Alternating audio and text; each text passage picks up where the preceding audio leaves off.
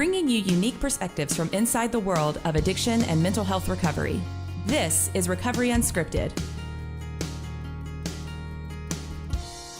Hello, and welcome to this episode of Recovery Unscripted. I'm your host, David Condos, and this podcast is powered by Foundation's Recovery Network.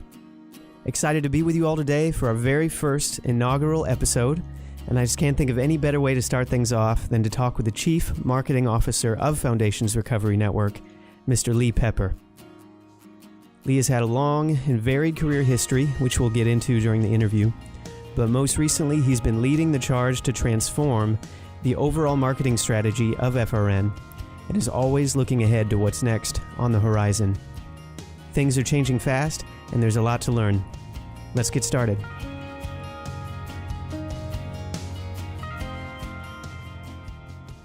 Hi, Lee. How you doing today? Hey, David. Welcome. Thank you. Glad to be here. Yeah. So tell us a little bit about your path to becoming first a marketer and now CMO here at Foundation's Recovery Network. I think the most important thing that people should realize or think about is innovation. And I feel like throughout my time as a youth in college and then my early career working on the Pro campaign and the Pro systems, is I was always thinking about ways to innovate. And Ross had a great tagline, for Pro systems that was challenge conventional thinking. And I felt like that really spoke to me. And so when I think about things I was doing, as a kid selling baseball cards, and I've always had that kind of, nobody could tell me no. Even on the Pro campaign, when we got back after watching him speak in Little Rock, Arkansas, and we said, we're going to start a Pro group. We just started it. We didn't ask permission.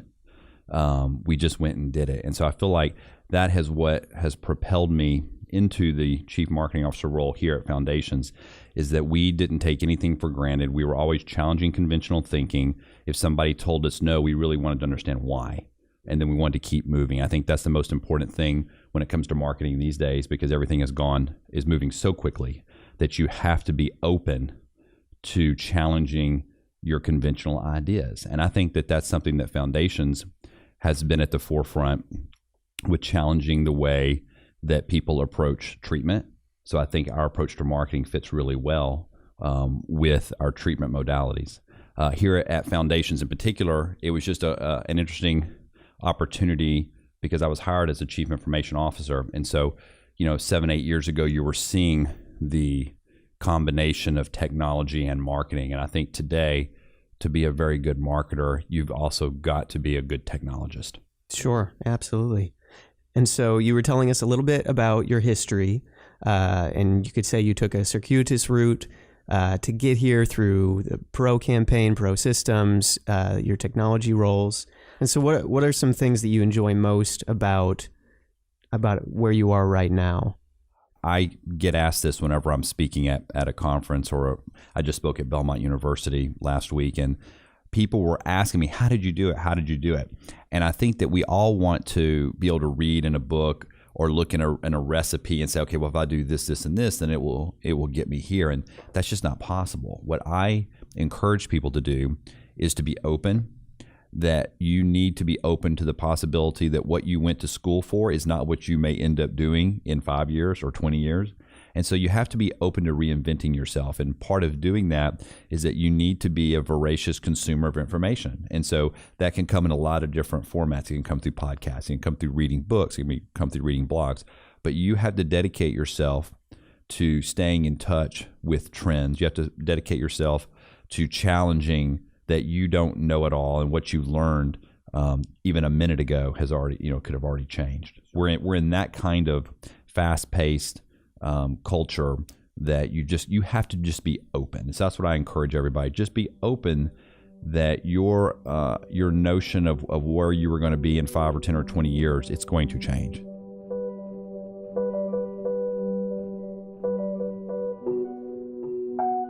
So how all of this varied experience that you have, how do you feel like that informs what you're doing now? I think a lot of this may have started inadvertently as a child, because I was an Army brat. So my parents, we moved around quite a bit. And so I think that encouraged me to just not fight, when we knew we had to move. We just didn't, there was no arguing. And so I think that helped drive me to being more open to the possibilities, to the opportunities.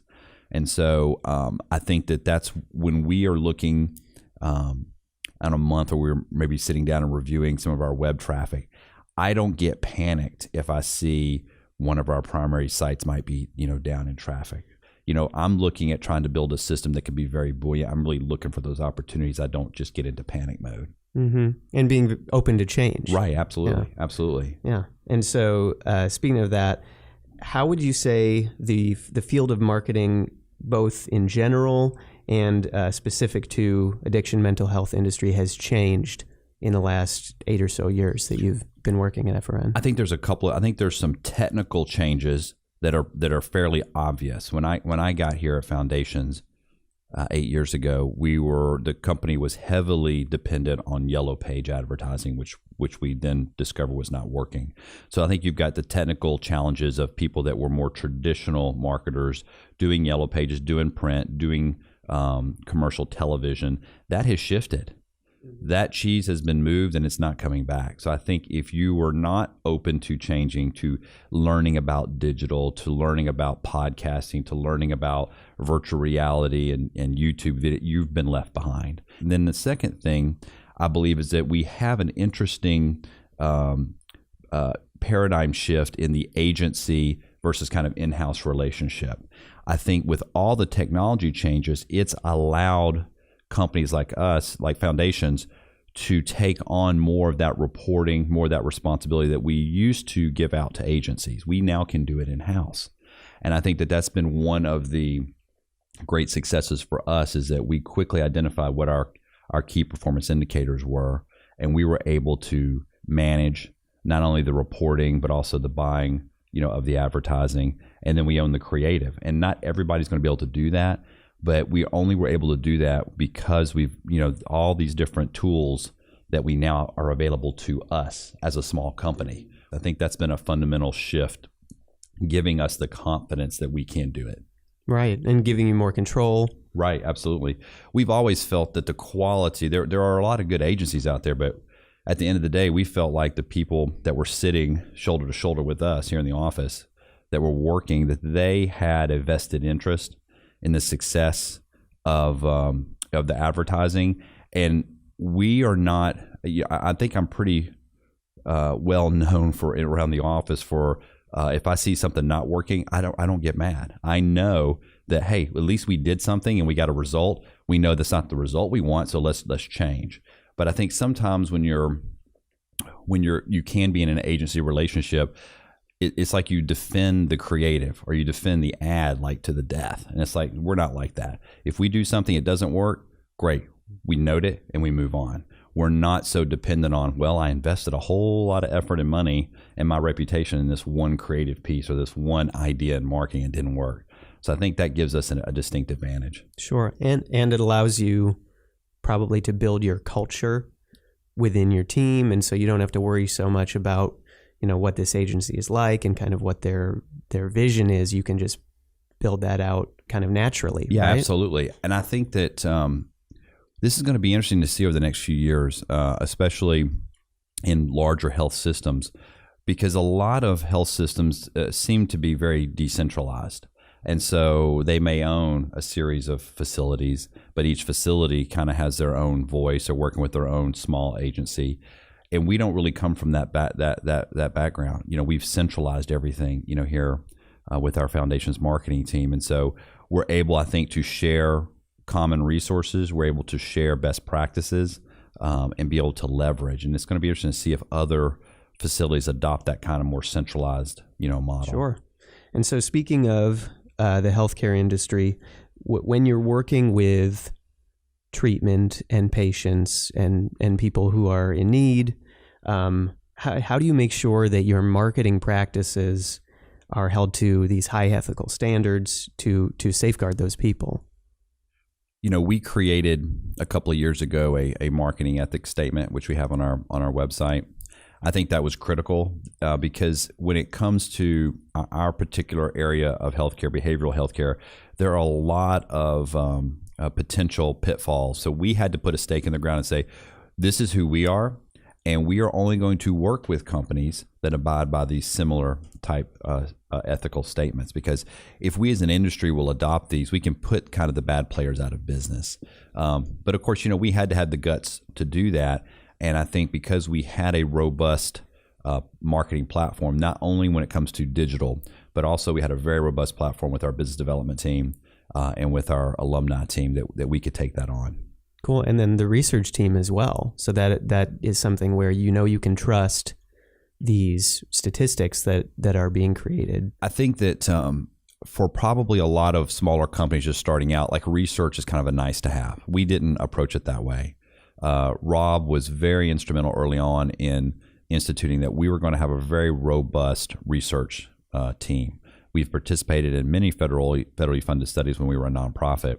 And then when we switched to the for-profit world, there was probably a struggle. Are we going to keep doing research? And I'm glad that we did, because that's maintained our standards. And it's allowed us not only to communicate in a marketing way the efficacy of our treatment practices, but it's also communicated to our clinical team what practices are working or not working, so that kind of like how we do a lot of A/B testing and in marketing, they're allowed to get feedback. There's that clinical feedback that comes from research is so important. So, I'm really proud that we have kept that team and are growing that team as we add more facilities. Yeah, and that's a really good point. So the research is not just so that we can hand it to the marketing team or business development and say, hey, look at our great statistics. It's so you can actually look at what's working for the people who are in the clinical setting. There's a lot of buzzwords that come when you go to a healthcare website. And it's not just behavioral, it's probably all types of healthcare, but evidence-based is one of the ones that just drives me nuts, because you'll see that so many places. We're evidence-based. Oh, do you have research? No. Well, where are you getting your evidence? And then can you show me the changes that you may have made? And if we can educate more consumers, they've got the demand to see the evidence, and it can only come to you from research.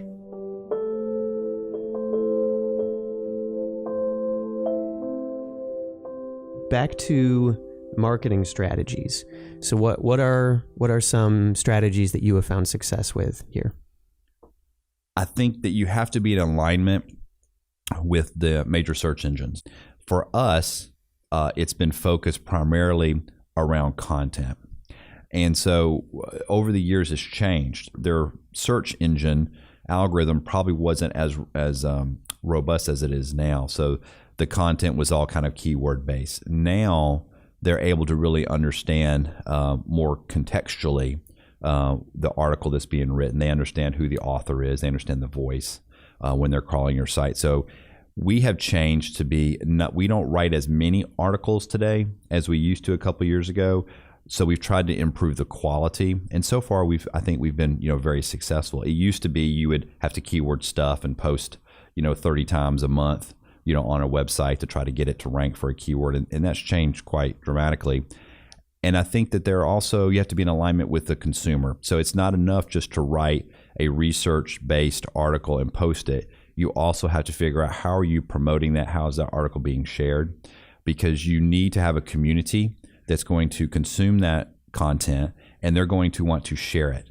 And that is all helping, and we believe helping our articles and our websites, rank well. Nobody will ever know what is completely in any of the search engine algorithms, but I think you need to be aligned with the direction they're going, and content is king right now. Right. And so for content, you're really kind of, you could say, writing it for two audiences. You're writing it for these SEO algorithms, and you want to perform well there, but you also want to perform well for the readers when it actually gets to people. You want them to stay there and read it and think it's meaningful. That's a great point, David. When you look at articles today, we have to structure it on that page design-wise, so that do we have a photo that is related to the topic? Do we have call outs within the body of the article, different quotes in the article that make sense?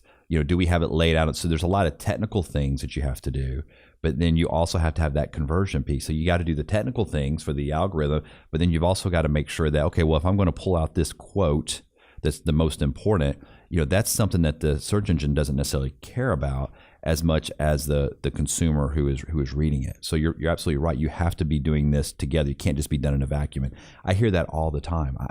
I will, as we're going around and visiting other, like-minded businesses, folks will say, well, I'm just going to have my nephew do my website. I'm going to have the IT guy, do my website. And that's where they're missing. They might get one piece of that. They might get the technical piece, or they might get the conversion piece, but they never bring it together. And so success, we touched on a little bit in terms of the research department. But how as a marketing department do you measure your success? Well, obviously, the first thing we measure is, are we getting patients in treatment? So that's the number one thing. We will not exist if we cannot reach consumers. And I think that's another important factor, is that a lot of times we will do something and we'll have one of our staff members say, well, I don't like the way this is worded, or I don't like, why are we promoting this? Well, I'm not as concerned about the staff's reaction to something as I am about the consumer's reaction. And I think a lot of times that when you write a website, people think, okay, well, I need to focus on this or this. Listen, we have spent a lot of time trying to understand, what is the consumer? What is the potential patient? How are they finding us? That's the most important thing. And I'll give you a great example. Years ago, we're known for dual diagnosis treatment, and that's a very old term. That's a term that was coined back in the mid 90s, but it has stuck. Well, over the years, we've tried to move that term as an industry, talk about co-occurring disorders, and then more recently, integrated treatment. So we had a lot of pressure. Well, why does it still say dual diagnosis? That's an old term. Why don't you say integrated treatment? Well, the reason is because nobody searches the word integrated treatment. They search the word dual diagnosis. So we have to embrace that we want to move, and integrated treatment is what we do. But the consumer is searching the word dual diagnosis in our case. So it does me no good to remove the word dual diagnosis. And so that's something that I think we've done a very good job in educating our staff and the companies that we've partnered with over the years on how you really have to understand that consumer dynamic first. Sure. And so how do you find out what consumers are searching for, what they want? Is there, what's the most proactive way to kind of get ahead of that? So Google's got some tools in their AdWords keyword generator. So they look at what everybody is searching, and so we review that. We also are very active at the conferences. We put on 4 conferences a year, so we are listening to what people are presenting. But the real technical detail is that we can understand what the search volume is by keyword, and so we're reviewing that. So a great example is when Michael Jackson passed away years ago. Nobody had heard of propofol, and all of a sudden propofol became kind of a common word that's not unusual today. And so that's something that we have to stay on top of, those kind of trends when things happen like that we're there, that we've got content ready to write or queue up, to address a new term that's popped up. And it happens very regularly, especially in our business. There's always a new drug.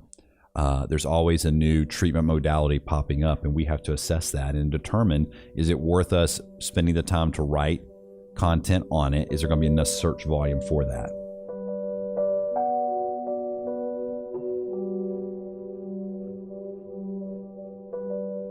And so I know you've told us a little bit about kind of the progression of the marketing strategies that you've gone through, from Yellow Pages, TV, SEO. So how do you decide when to move on to a new thing? Maybe not necessarily leave the current strategy behind completely, but when and how do you decide to try something new? It's a great question, David. I think the most important thing that I can get across to people listening to this is that they should always have some part of their budget that is allowing for testing, for piloting. So a great example was virtual reality. We came back about a year ago at this time from a Google conference in New York, and there, they had demoed for me a couple of companies that were getting into the VR world, and I immediately came back and sat with Caleb and the team and said, we need to pilot this quickly. And so we were able to rent the equipment we needed, and we did a test, and it was successful. And then we went ahead and we moved on. But so I think the most important thing is that you have to have some dollars set aside, right? That's in your budget, that that when something comes up, that you're ready to go and do a test. And a test has to be quantitative. It can't just be, I think it looks good or this feels right. I mean, you've got to have some kind of quantitative metrics that's going to tell you, does this make sense financially? Because a lot of times when you're dealing with larger companies or private equity firms, it's not good enough to say, and social media is a great example of this, it's not good enough just to say, well, everybody else is doing it. You have to put some metrics behind it. And I think that's the real opportunity for marketing folks today, is that they have to understand what their costs are, and so for us, it's a cost per admission is one of the first things that we look at. And everybody can do this no matter what industry they're in. They have to be able to embrace that they're going to be responsible for a profit and loss statement, and that they have to demonstrate that they can show value in whatever they're doing. And so we've got money set aside for pilots. If they work, great, we roll on. If they don't work, it's okay. It's not going to break our budget, but we're constantly investing in these new ideas. Sure. So you mentioned virtual reality a couple times. How have you used that so far? So we've rolled it out. We've completed 2 sites, 2 facilities that we've done tours, Nashville and the Oaks. And I think we just did the Canyon also, so I think we're up to 3 now. Where we're seeing the value in that is the consumer engagement. So if you look at on-time percentage of your website, when somebody's taking a virtual tour, that will, like video, tend to raise the engagement, on the site. And we're using it also in our admission center. Now it's another level of, instead of just having the photo gallery of the facility, the people here in Nashville who are doing the admissions, they can actually get the potential patient or the patient's family on the site and walk them through what they're going to be seeing when they land, because a lot of our patients travel from great distances to come in for treatment. And I think that when you're dealing with psychiatric issues, when you're dealing with chemical dependency, substance abuse issues, it's a very scary thing not knowing where your loved one is going to be or what or what to expect. So we're hopefully using virtual reality to remove some of that anxiety, because if the patient or the family members can go there and they can feel like they're walking through the doors of the facility, they're walking the campus, they're seeing the kitchen, they're seeing where they'll eat lunch, or seeing where they'll be doing group therapy, or they're going out and seeing the ropes course. I think it really takes your anxiety level down, because you're there, and virtual reality has, I think, got a lot of great opportunities for us, and it's going to continue to grow. They haven't even really rolled search yet into virtual reality, but it's coming. At some point, you're going to start seeing virtual reality tours show up in search, and so it's going to be an important aspect of, I think, all businesses. Yeah, and that's a great point, because for someone to make this call, it's very hard, can be terrifying. There are a lot of barriers already. So if you can use this technology to maybe remove a barrier, that seems like a great way to use it. Even just thinking about family members, because we have a lot of family members that are invested in their loved one getting help. And if they can also participate using virtual reality to kind of tour the property and get a sense of the place and the healing that's going to go on, it's going to help them maintain that connection while the patient's in treatment. Right, because I think there is a little bit of a stigma with some people against rehab centers, because you may have this image in your mind of someone you're sending off your loved one, and they show up and it's not what you thought it was, or it's not certified in the same way as a regular hospital. So it seems like that would help ease some concerns. That's a great point, David. When you think about treatment centers in there, I think there's the latest figure I read was 66,000 treatment center beds in America. There's a lot of treatment centers that are not JCAHO and CARF accredited like our facilities are. And so the virtual reality will help, almost in a sense, raise our level of competition, because we'll be able to really demonstrate, oh, no, this is exactly what our patient rooms look and feel like. And, we're excited about the technology. Yeah. And I think that's the cool thing to remember with marketing for addiction and mental health treatment is that it's so much more than just making the sale. Mm-hmm. It's making these people's lives better and anything to, make them feel comfortable to take that step. It's one of these things when I'm talking with folks that are my peers, a lot of them, sometimes they feel like this is, they don't understand the financial dynamics, of some of the marketing that we do. And I think they think social media and virtual reality, that it's exciting, it's sexy, but is it really, helping? And so I think that, everything that we're out there in the marketplace doing and demonstrating, it's helped pushing that technology to be adopted into a lot of other, healthcare settings.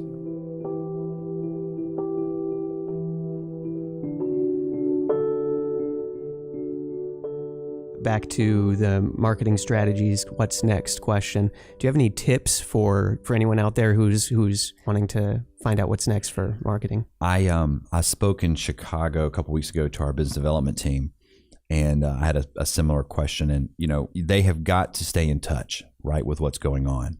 So when they see their children or their grandchildren using Twitter or Snapchat, they have to get involved and at least understand it. They don't have to like it. See, I think that's the other thing too, is that we feel like that if you're going to do these things, you have to like it. No, you need to understand it. It may not be your favorite, it may not be your go-to, but you need to understand it. And I think that that's the challenge that a lot of people have in reinventing themselves that are my generation or older, is that there's that struggle. And another thing that I will say when I was speaking to the Belmont class last week is that there are no experts in a lot of these fields. A lot of these fields are very new. And so don't be afraid to hire the young person out of college who just graduated, because they're going to, if you hire the values, they're going to learn that skill because everybody's learning it at the same time. I don't feel like I'm at a deficit when new technology is coming on board, because I'm learning it right next to the person who might be 23 or 24 is learning it. And so I think you have to adopt that kind of mindset, and you have to be willing to invest a little bit of your personal time to understand these new technologies. We certainly don't move big dollars, into things as they're emerging. We want to understand it and see if it's adaptable for our marketing purposes, but you have to be there. Yeah, and that's a great point, is that things are moving so quickly. Everything is new, that like there really are no experts for this stuff. So you're like, everybody's on the same playing field. Absolutely. When I graduated high school, in 1987, I got a typewriter as my graduation gift. And I don't think my boys have ever typed on a typewriter or seen a typewriter. And it was the best one out there. It had the auto correction fluid, built into it, or the tape. It was amazing. Yeah. And then when I graduated college, the internet wasn't around.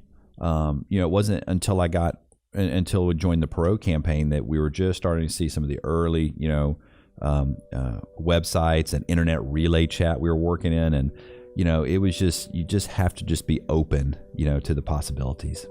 Awesome. That's it for today. Great. Thank you so much, David, for putting this together. I'm excited to talk with you, and I look forward to hearing more of these podcasts. All right. Well, thanks for your time, Lee. Thank you, David. This has been the Recovery Unscripted podcast. Today, we've heard from Lee Pepper, the Chief Marketing Officer of Foundation's Recovery Network. FRN has residential and outpatient integrated treatment facilities across the U.S. and also puts on 4 nationwide conferences each year for the addiction and mental health treatment industry. If you'd like to learn more, please visit foundationsrecoverynetwork.com. Thank you for listening. Please share this podcast, give us a rating on iTunes, and stay tuned for more episodes. See you next time.